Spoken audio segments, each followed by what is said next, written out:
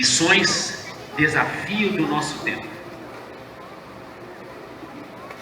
João 4, 28 a 34. Eu estou lendo na versão Almeida, século 21, talvez um pouquinho diferente da sua. Verso 28. Então a mulher deixou ali o seu cântaro, foi à cidade e disse ao povo: vinde, vede um homem que me disse tudo o que tenho feito. Será ele o Cristo? Saíram, pois, da cidade e foram ao encontro dele. Enquanto isso, seus discípulos lhe pediram: Rabi, come. Ele, porém, respondeu: tenho uma comida para comer que não conheceis. Então os discípulos diziam uns aos outros: acaso alguém lhe trouxe o que comer? Disse-lhes Jesus: a minha comida é fazer a vontade daquele que me enviou e completar a sua obra. Amém. Ore comigo. Pai, agradecemos a Ti pela leitura da Tua palavra, Senhor. E nós pedimos que ela tenha relevância para a nossa vida nessa noite. Que a palavra do Senhor venha nos impactar, ó Deus. Venha fazer de nós cristãos melhores do que já temos nos esforçados e nos proposto a sê-lo até aqui. Deus, que nenhum de nós saia daqui nessa noite, a começar a Tua voz, saindo mais comprometido com o Senhor e com os Teus propósitos. Eu me coloco em Tuas mãos e também a vida dos meus irmãos e irmãs que conosco estão aqui, para a Tua glória, unicamente para a Tua glória, que nós oramos e agradecemos a Ti por esse momento, Senhor. Amém. Os irmãos podem se assentar. Jesus tinha acabado de levar uma mulher ao conhecimento de Deus. E a mulher, que não sabemos o seu nome, a Bíblia só diz que era uma mulher samaritana. Depois que ela se encontra com Jesus, Jesus fala a tal ponto algumas coisas do seu mundo íntimo, que ela tem aquela certeza que aquele diante do qual ela estava, de fato, era o Messias que Deus havia prometido. A alegria daquela mulher foi tão grande que a Bíblia diz que ela se tornou a primeira missionária aos samaritanos. Ela tinha ido ao poço buscar água, ela deixa o seu pote, o seu vaso, que a Bíblia aqui o chama de cântaro, ela deixa o seu cântaro e ela vai para onde estavam pessoas que ainda não conheciam a Deus, para compartilhar a respeito desse Deus que ela acabara de conhecer. Irmãos, deixar o cântaro significa nós pensarmos na felicidade daqueles que ainda não conhecem a Deus. Deixar o cântaro também significa nós pensarmos naquilo que é prioridade para a nossa vida. Se aquela mulher foi àquele poço buscar água, é porque havia na sua casa necessidades. Mas quando ela encontra com Jesus, ela pensa naquilo que é mais importante do que as suas necessidades, do que abastecer a sua família. Ela pensa naquilo que é prioridade, naquilo que é urgente do ponto de vista de Deus. Por isso ela deixa o seu cântaro e vai ao encontro dos samaritanos. E é sobre isso que eu quero pensar com você algumas coisas nessa noite. São palavras de um outro missionário, no livro de Atos, no capítulo 20, verso 24, quando o apóstolo Paulo diz assim: em nada tenho a minha vida como preciosa, contanto que cumpra com alegria o meu chamado e a minha vocação, que recebi do Senhor Jesus, para dar testemunho do Evangelho e da graça de Deus. Amém, glória a Deus. Essas palavras de Paulo nos fazem pensar ao menos numa pergunta: qual seria a minha vocação e o meu chamado? Então quero pensar aqui com você, alguns momentos, por alguns minutos, o que é que dá prazer. Vocação significa isso. O que é que dá prazer na sua vida, a sua vida? Se você tivesse que escolher uma única coisa a realizar nessa vida, ao ponto de que, ao término da sua vida, quando diante de um leito de enfermidade, ao olhar a sua vida em retrospectiva, com uma rapidez de raciocínio muito rápida, você pudesse dizer: eu não me arrependo, eu fiz a escolha que agradou a Deus e que me deu satisfação. Amém. O que seria isso? Aquilo que bate forte no seu coração é a sua vocação. Nas palavras de Jesus aqui no Evangelho de João, no capítulo 4, quando Jesus diz: eu tenho uma comida, e essa comida é realizar a vontade do meu Pai. Jesus estava falando daquilo que dera a ele sentido, a ponto dele deixar a sua glória e vir aqui a este mundo. Um rapaz, humoristicamente essa história ela é real. Todo dia, quando ele se dirigia para o seu trabalho, ele fazia uma oração no seu carro, antes de passar em frente a uma confeitaria. Ele era louco por sonhos, não sonhos no sentido de projetos de vida, sonhos, aqueles que a gente come com creme dentro. E ele, embora soubesse que comer sonhos não era tão saudável por serem os sonhos gordurosos, muito açucarados, mas ele gostava de sonhos, e por isso ele orava todo dia quando ia para o seu trabalho. Passando perto daquela confeitaria, ele orava pedindo a Deus permissão.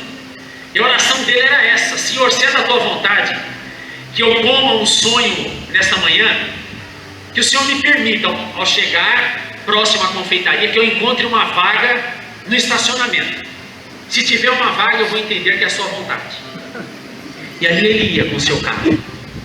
Acontece que algumas vezes ele não encontrava uma vaga que ele confirmasse ser a vontade de Deus. Ele continuava mais um pouco, contornava um quarteirão e novamente fazia a mesma oração pela segunda vez. Irmãos, a Bíblia nos diz em Mateus capítulo 22, verso 29, que nós erramos, disse Jesus, por não conhecer as Escrituras e nem o poder de Deus. Se queremos saber a vontade de Deus para nós e experimentá-la, mesmo que ela muitas vezes seja amarga para o nosso paladar, mas que redunde em glória para o nosso Deus e consequentemente numa experiência de felicidade no sentido de realização, mesmo em meio a dores, a perdas da vida, mas de que nós realizamos algo mesmo que tenha sido a dor ou a perda, os sofrimentos da vida que tenha nos levado a isso, nós teremos feito aquilo que agradou a Deus e que terá abençoado vidas e trazido de alguma maneira satisfação para o nosso coração. Ou seja, quando Jesus diz: vocês erram por não conhecer as Escrituras nem o poder de Deus, Jesus nos mostra isso, que nós precisamos ter uma experiência de explosão do poder de Deus na nossa vida. Amém. Mas a outra asa do avião, nós precisamos também equilibrar essa experiência com o conhecimento das Escrituras e obediência àquilo que Deus vai nos falando, como aquilo ou algumas coisas que Deus nessa noite falará ao seu coração, e de que eu e você precisamos ser diferentes daquilo que nós ouvimos de Deus cada dia. João capítulo 15, verso 15, são palavras de Jesus quando ele disse: eu já não vou chamar vocês mais de escravos, porque um escravo não sabe aquilo que o seu senhor faz ou pensa.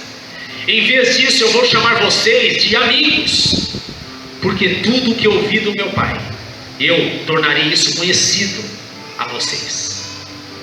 Então, irmãos, Deus não deseja que a vontade dele seja aquela brincadeira que nós, quando criança, brincávamos.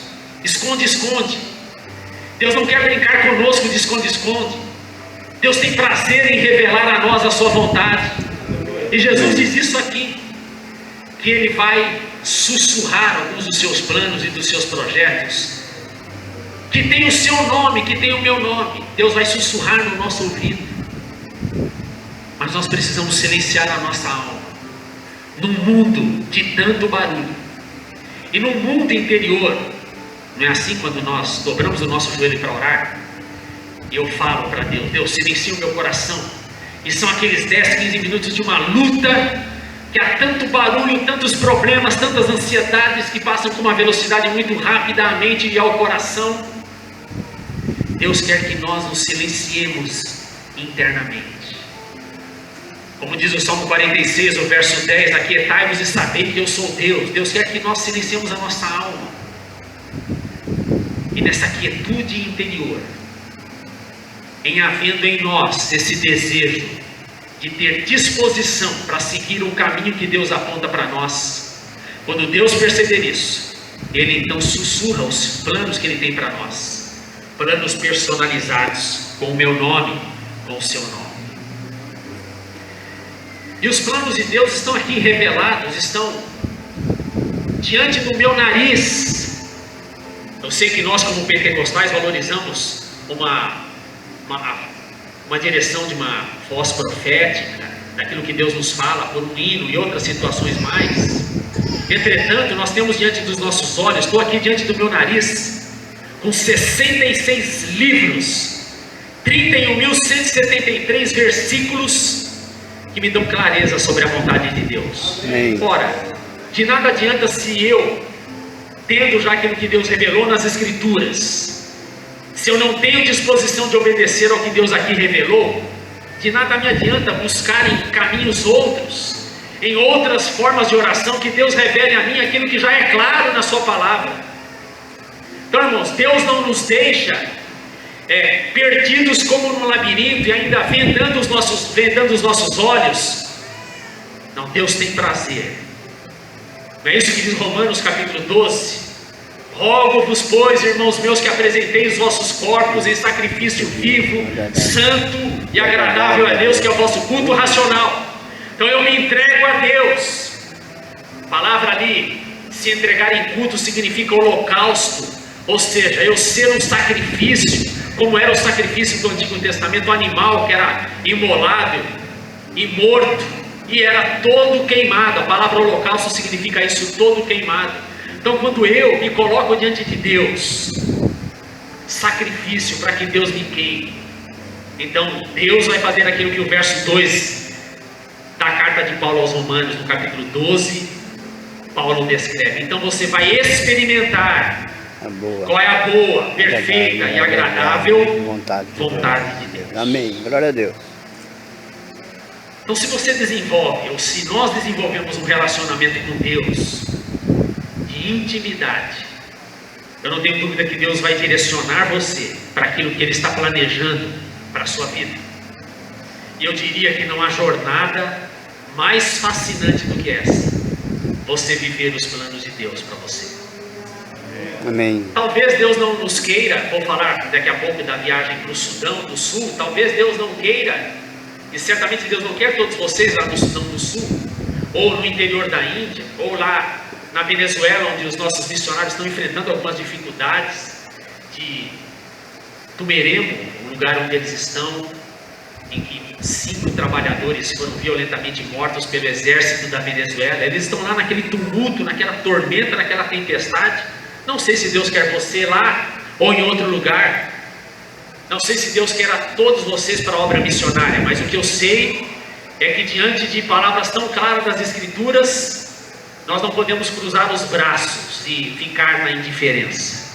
De alguma maneira, eu e você precisamos estar engajados com a obra missionária, quer seja orando, contribuindo ou até mesmo indo. Alguns de nós nunca vamos, como dizia Adoniro Judson, nunca vamos colocar os nossos pés no campo missionário, mas os nossos joelhos podem estar lá, intercedendo por aquelas vidas.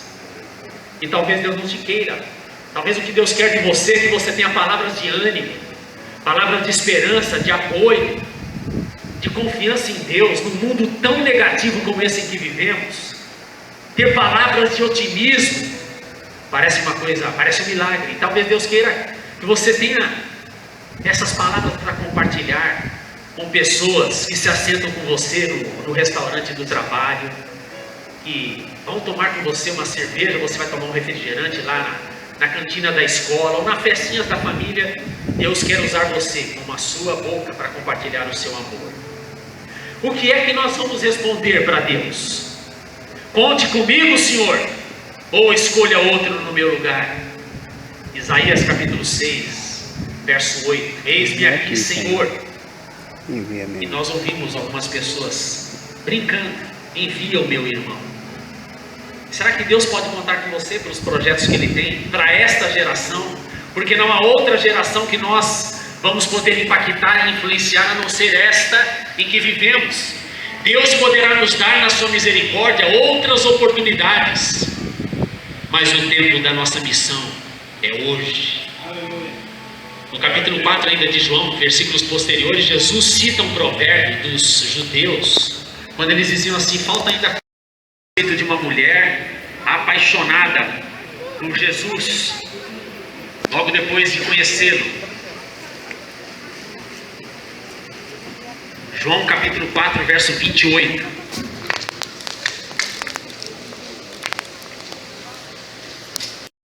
Mas o que Deus deseja para nós. George Scott, ele era um professor escocês, portador de necessidades especiais. Ele tinha apenas uma perna.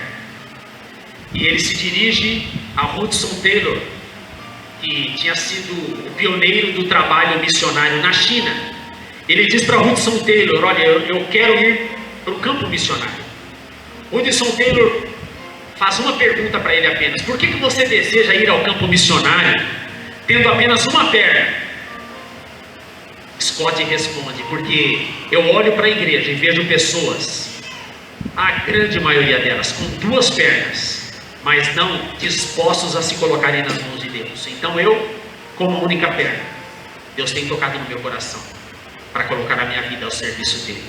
Hudson Taylor aprovou George Scott. E George Scott foi um parceiro de Hudson Taylor na missão para o interior da China. Irmão, se nós pudéssemos ver o coração de Deus, pudéssemos por um exame por imagem ver o coração de Deus, nós veríamos um coração que sofre, um coração que está quebrantado. Irmão, se nós colocássemos, se nos fosse possível colocar os ouvidos sobre a Bíblia, e nós pudéssemos ouvir o que Deus está falando na Bíblia em relação às pessoas que não conhecem a Jesus, nós escutaríamos Deus chorando. Tudo que Deus quer de mim e de você é que nós como igreja ouçamos as batidas do coração de Deus de amor por aqueles que não conhecem a Jesus. Aleluia. Tenho acompanhado um pouco das dificuldades do casal que a nossa igreja tem lá na Venezuela, da missionária externa, Sudão do Sul, como de outros missionários. E eu diria que a vida de uma criança venezuelana, ou a vida de uma criança sul-sudanesa, é tão preciosa para Deus, quanto o seu filho, quanto o seu neto, quanto o seu sobrinho, que não conhece a Jesus. Devem os bilhões de pessoas que neste mundo não conhecem ainda a Deus e que estão gritando em sofrimento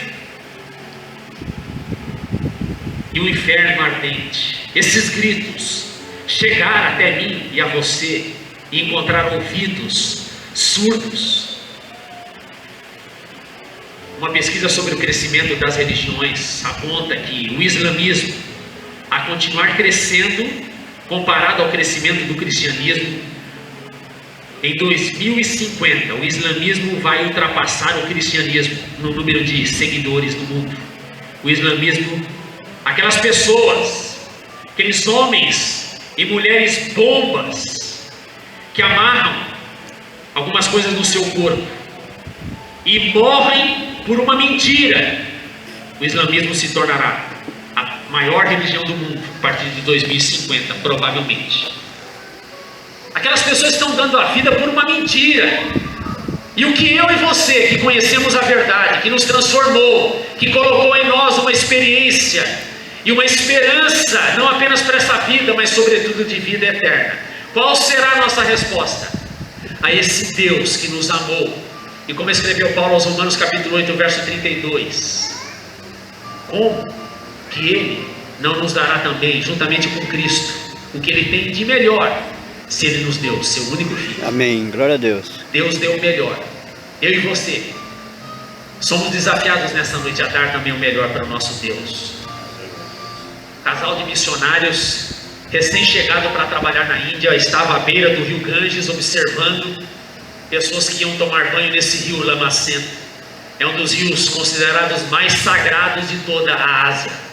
E de repente uma cena rouba a atenção deles. Uma mulher desenrola uma criança ainda com vida e lança essa criança nas correntezas do rio Ganges. Os missionários ficam perplexos, se aproximam daquela mulher, tentam socorrer aquela criança, mas ela vem a óbito.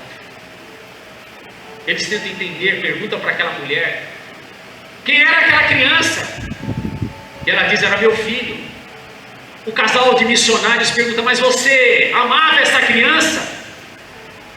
E aquela mulher disse: claro que eu amava, era meu filho, meu único filho. Então por que você jogou no rio essa criança para que ela morresse, sem que ela tivesse tempo sequer de chorar? E aquela mulher disse: porque eu sirvo a um Deus que na nossa religião pediu que eu sacrificasse esse meu filho vivo por algumas desgraças que têm acontecido na minha família, e eu simplesmente obedeci.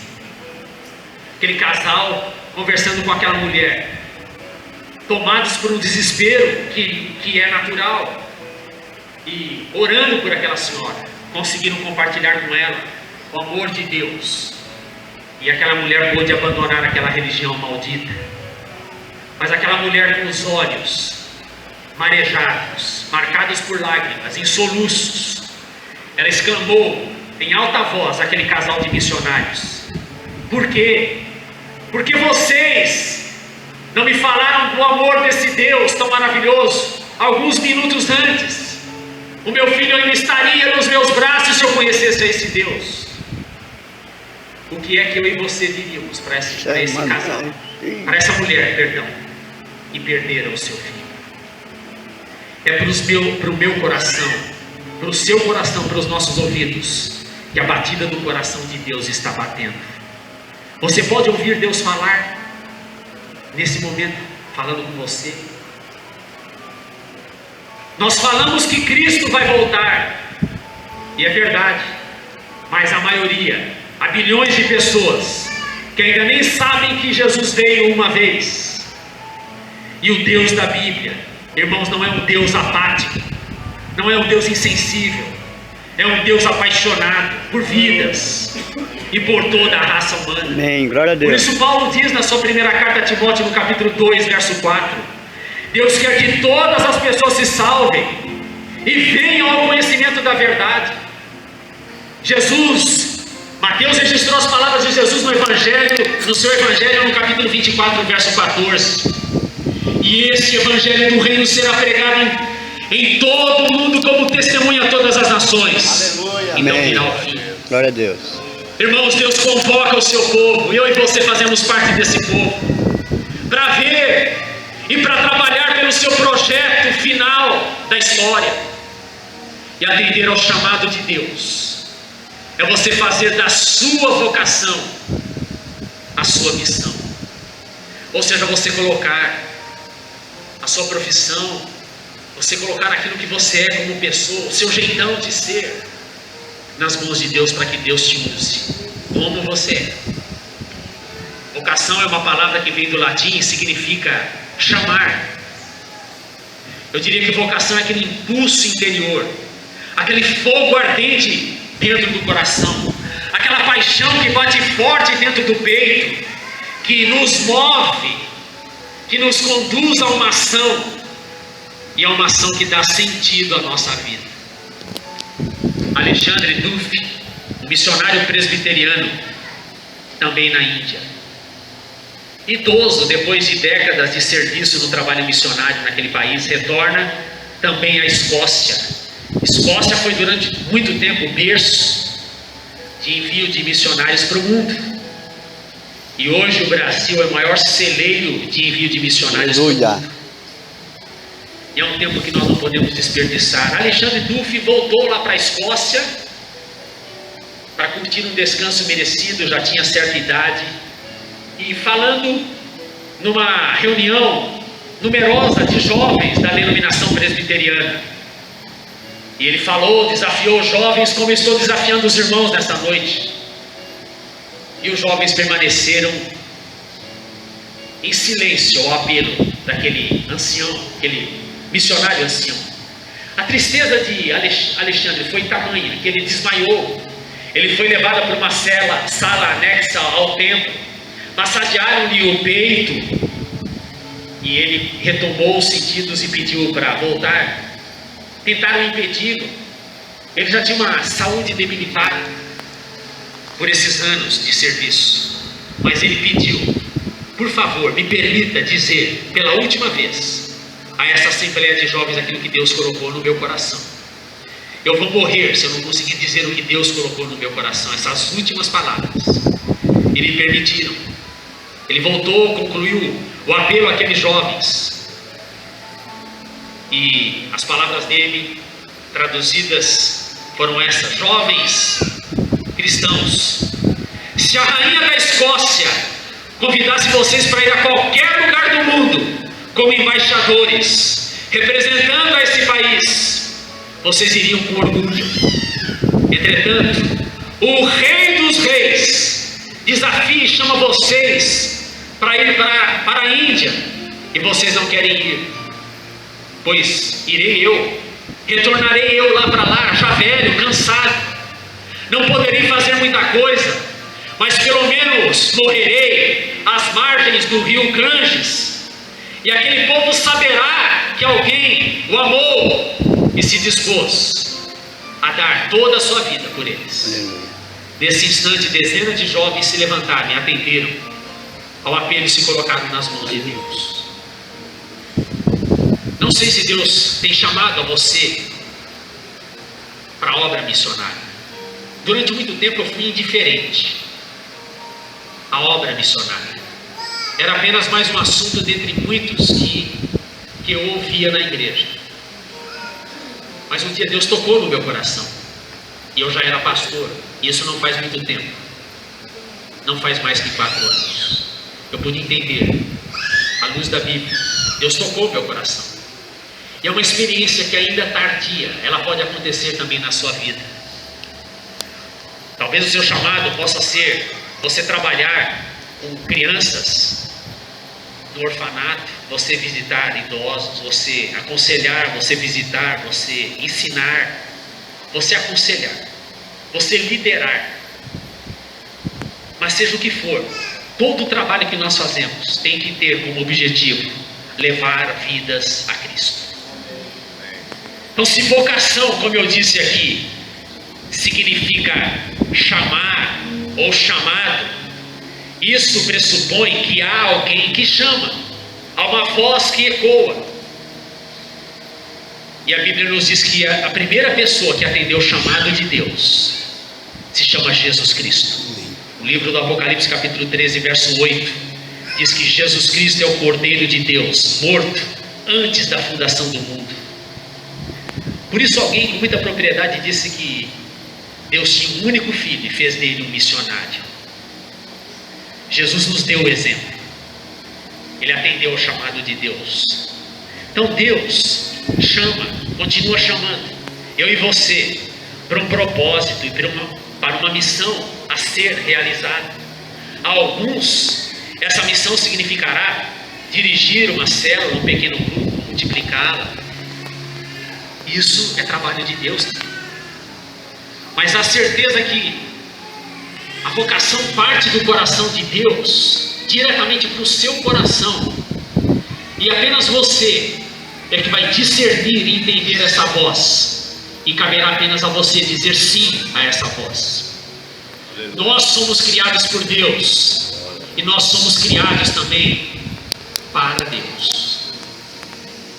Não faz muito tempo que eu pude entender isso, que a minha vida não é para ser vivida para mim mesmo. A minha vida é para ser vivida, a nossa vida é para ser vivida para Deus e para a glória dele. Você quer usar a sua vida para si mesmo, para si mesma, realizar sonhos que você tem, buscar as formações, as realizações que você tem profissionais, materiais, ou acima disso você quer viver a sua vida para a glória de Deus? Paulo escreve na carta aos Efésios, no capítulo 2, verso 10: porque somos feitura sua, não feiura sua, somos feitura sua, criados em Cristo Jesus. Para que foi que Deus nos criou? Deus nos criou com um propósito, para as boas obras, as quais Deus antes preparou para que andássemos nela. Eu e você viemos a este mundo por um plano de Deus, não apenas por um plano de amor do nosso pai e da nossa mãe, mas por um plano de amor de Deus por nós, e por um plano de amor a pessoas que Ele deseja alcançar por intermédio da nossa vida. E os planos de Deus são perfeitamente compatíveis com aquilo que você é, com o jeitão com que Deus fez você. Se Deus fez de você uma pessoa mais tímida, isso não significa que Ele não poderá usar você de uma maneira diferente, talvez sendo escuta e ouvidos de Deus para as pessoas que sofrem. Então os planos de Deus são perfeitos para nós, e Deus nos criou, escreveu o apóstolo Paulo, para boas obras, e Deus tem boas obras para nós. Os irmãos creem nisso? Amém. Paulo diz isso, está aqui na palavra de Deus. Então o trabalho feito por um missionário transcultural entre hindus no Paquistão, ele é tão importante como que a conversa que você tem na mesa de restaurante com o seu colega de trabalho. A honra não está no lugar, mas a honra está em poder falar e compartilhar o amor de Jesus Cristo. O William Carey, um missionário na Índia, a gente só fala de missionário na Índia. A Índia é um continente, um país enorme. Carey dizia assim: na mente de Deus, onde houver uma alma perdida, aí está um campo missionário. Aquele meu parente, aquele meu vizinho, aquele meu colega de trabalho, de escola, que não conhece Jesus, o coração dele é um campo missionário. E você não deve esperar que o pastor da sua igreja vá até ele para compartilhar o amor de Deus. Deus já colocou um missionário para falar desse amor para ele. Esse alguém é você. Então a vocação, irmãos, de Deus para a nossa vida precisa se materializar, precisa tomar corpo e forma de ação, ou seja, ela precisa ser colocada em prática. E é assim que a nossa vocação adquire contornos de obediência. E a Bíblia nos fala isso em Lucas capítulo 5, verso 11, quando ela diz que Pedro é um daqueles que obedeceu o chamado de Jesus. Eles arrastaram os barcos para a praia, deixaram tudo e o seguiram. Amém. Eu não deixei muita coisa para seguir a Jesus, muita. Sou ainda apegado a tantas coisas.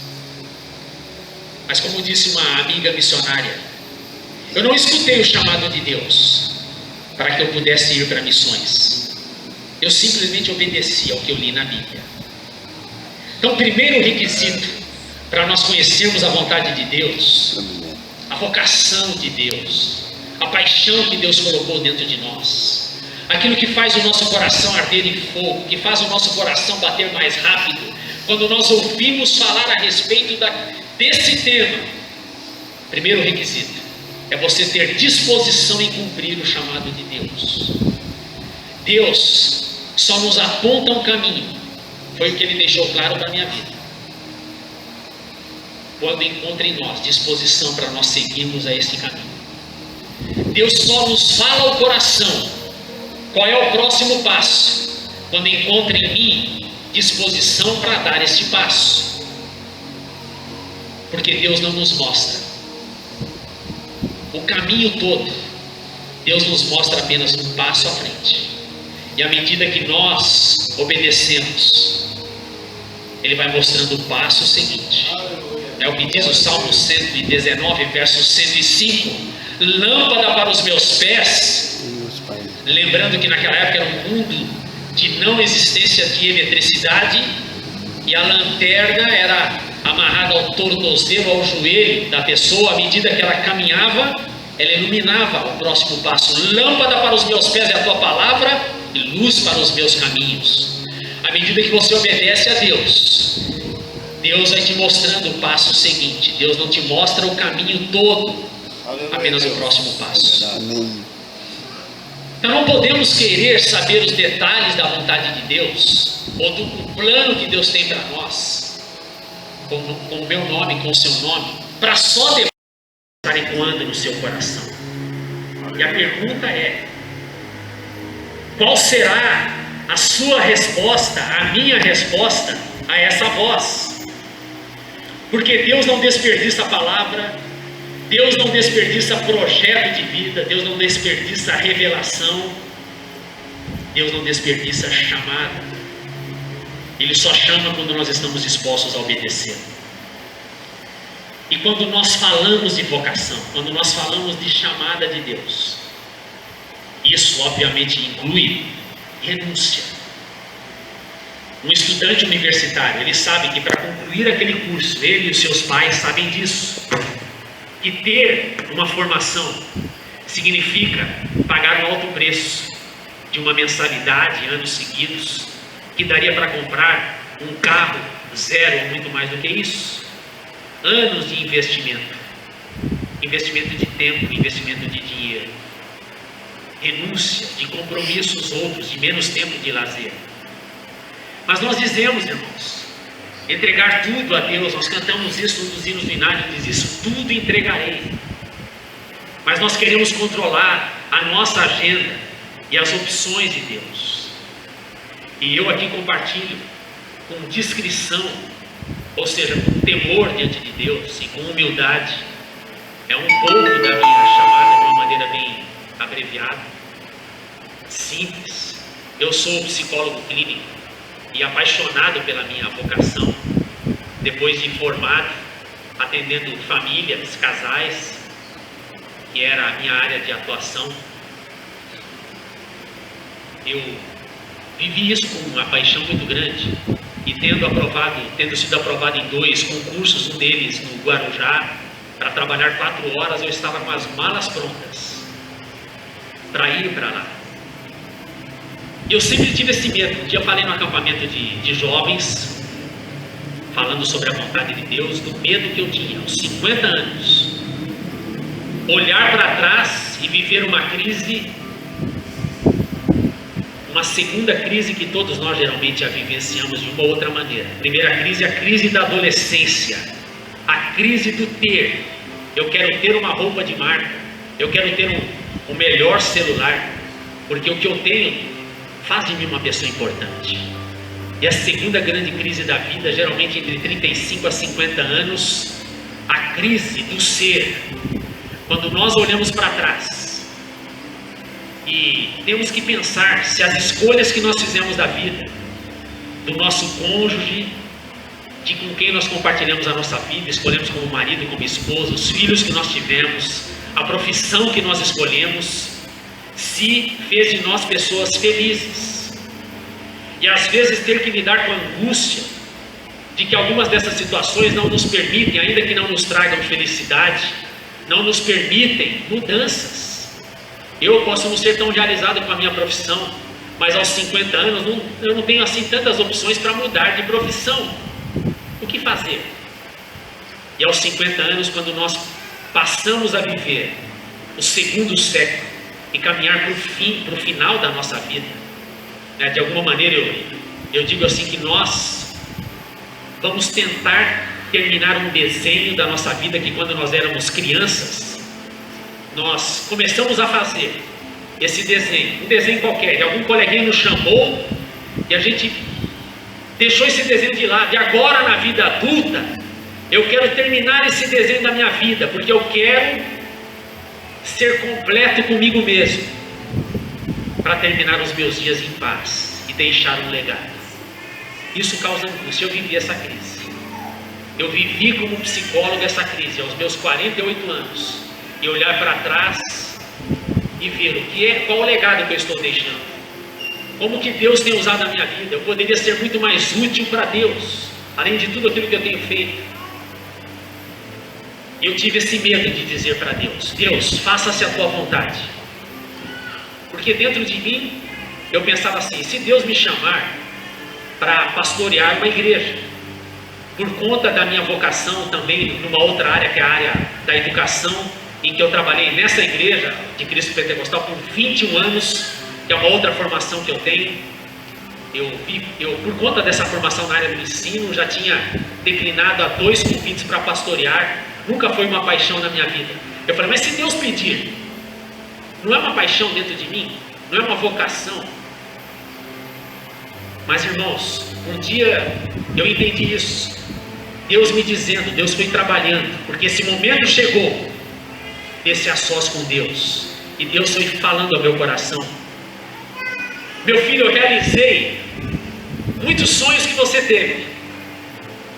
Depois de convertido a Cristo, eu e mais 2 malucos da igreja, jovens, a gente falava, Jesus vai voltar, vamos sumir da escola, porque Jesus vai voltar e a gente tem que evangelizar o maior número de pessoas possíveis.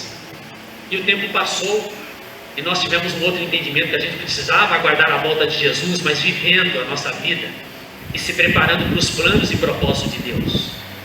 E Deus colocou no meu coração fazer uma faculdade de teologia, e eu fiz, me formei em 87, lecionei em vários seminários e por aí foi. E Deus falou, realizei aquele sonho que você tinha, depois realizei o sonho de você cursar uma faculdade de psicologia. Um detalhe, 2 anos e meio desempregado, sem atrasar uma mensalidade. E Deus foi falando isso comigo, realizei sonhos na sua vida. Você não tinha um carro, pediu, te dei 2. Você não tinha uma casa quando se casou, eu te dei uma ótima casa. Realizei os seus sonhos. E a minha pergunta é, e você, quando vai realizar os sonhos que eu tenho para você? Irmãos, eu entendi isso, que Jesus não morreu para que nós pudéssemos ter uma linda casa, um lindo carro, ou para que nós pudéssemos ter uma formação que fizesse de nós pessoas importantes. Eu entendi que nós não vivemos para ser felizes, nós vivemos para fazer pessoas felizes e para glorificar o nome do Senhor. Amém. Efésios capítulo 1, verso 6 diz que Deus nos criou para a sua glória, não para a nossa glória. Amém. Então é importante, irmãos, nós entendermos isso. Se nós queremos ser usados por Deus, nós vamos precisar abrir mão da nossa própria felicidade, dos nossos projetos de vida, para viver a felicidade e os planos que Deus tem para nós. Eu um dia entendi isso e abri mão da minha vocação para viver os planos de Deus. Isso porque a Bíblia nos mostra isso. Não há evangelho sem cruz, e Jesus é o maior exemplo disso. Marcos capítulo 10, verso 45, são palavras de Jesus mesmo, quando ele disse, porque o Filho do Homem também não veio para ser servido, mas para servir e dar a sua vida. Amém. Em resgate de Deus. Amém. Glória a Deus. Meus irmãos, eu e você podemos planejar muitas rotas a seguir na vida, mas Deus, olhando do alto, sabe qual é o melhor caminho. Eu estava fazendo uma visita no 16º andar de um prédio, e olhando pela sacada da janela, o meu carro ficou muito pequeno. Isso é um exemplo da vida. E quando nós estamos perto de Deus, mais perto de Deus, nas alturas de Deus, como Paulo diz na carta aos Efésios, no capítulo 2, quando ele diz, capítulo 2, ele diz que os nossos pés estão aqui na terra, mas a nossa mente, nós estamos nas regiões celestiais. Então, perto de Deus, irmãos, tudo que é pequeno desaparece, só tem valor o que é grande. E nós sabemos disso, irmãos. Nós podemos viver a vida ajuntando dinheiro, tendo mais de uma casa, mas um dia, num leito de enfermidade, viva a sua vida de maneira que você não tenha remorsos nem arrependimento. Amém. Que você possa dizer para Deus, eu vivi a minha vida da maneira que agradou o Senhor e que trouxe glória para o Senhor. Posso não ter realizado todos os meus sonhos e projetos de vida, mas realizei o que o Senhor me mostrou e segui o caminho que o Senhor me apontou. Gosto da missionária Esther, quando ela diz assim, que no dia, quando a igreja vai comparecer diante do trono branco, todos nós salvos, né? Deus vai galardoar, vai dar recompensas a cada um de nós. e vai talvez tirar um extrato da conta bancária de alguns irmãos que tinham mais dinheiro. E vai dizer assim: ô meu filho, que pena, né? Todo esse dinheirão aqui podia ser usado para obra missionária. Você não investiu. Pode. Irmãos, o único caminho que te fará feliz de verdade é você ser aquilo para o qual Deus te trouxe à existência. Não fuja disso que está no seu coração, naquilo que bate forte dentro de você, que é o sentido da vida que Deus deu para você, é o seu GPS interior, e Deus quer tornar claro. Se não é claro ainda isso, em oração, em jejum, lendo a Bíblia, peça para Deus, porque Deus vai te mostrar, Ele tem prazer de te mostrar, e Ele o fará. Quero orar por você. Amém.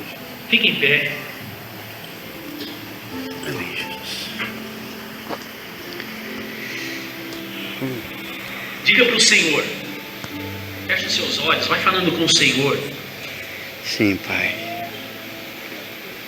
Como que Deus pode usar mais a sua vida? Oh, Deus. Diga isso para o Senhor. Senhor, me coloco diante O do amor dele Senhor. foi tão Não tenho grandioso. muita coisa mais. Não tenho muito Diga para o tempo Senhor mais. como que o Senhor pode te usar. Nesses últimos tempos da minha vida, eu coloco-me, Senhor, diante Se há do algumas Senhor, para a dificuldades obra ainda do para Senhor. você fazer uma entrega maior da sua vida, do Jesus, seu eu me tempo, entrego. dos seus recursos, Senhor Jesus, me ajuda a da fazer sua a tua formação, obra, de de modo você que o colocar Senhor lá seja a serviço exaltado e do reino. glorificado. Vai dizendo isso para o Jesus, me Senhor. leva nos lugares que o Senhor deseja que Vai eu deixando o vá. Espírito Santo trabalhar na sua Abre, vida. Senhor, espaço. Hoje pode ser um culto, Senhor, um não sou momento de muito, encontro não tenho do muito seu coração recurso, com o coração de mas eu dou o Deus. esforço que quero fazer. Você não terá dúvidas que foi Deus que verdadeiramente falou ao seu coração. Aleluia, Andeneve, Alamachai. Vai falando. Deus vai tornando o chamado vida clara. Oh Pai da glória, te calabassuri me cleire andaramachai. Restitui a minha saúde. Ou que aquele sonho que um dia, aquilo que bateu forte um dia no meu coração, que por alguma maneira eu abandonei esse sonho. Quero que o Senhor o traga de volta. Amém, Faça-o Jesus. pulsar novamente dentro. Aleluia, Jesus.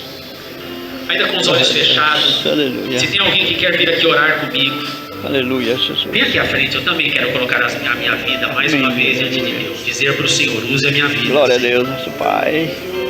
No tempo que eu tenho de vida pela frente. Se tem mais alguém, vem aqui orar comigo. Aleluia, Jesus. Se tem mais irmãos, permaneçam em oração, os olhos fechados. Aleluia. Glória a Ti, Jesus.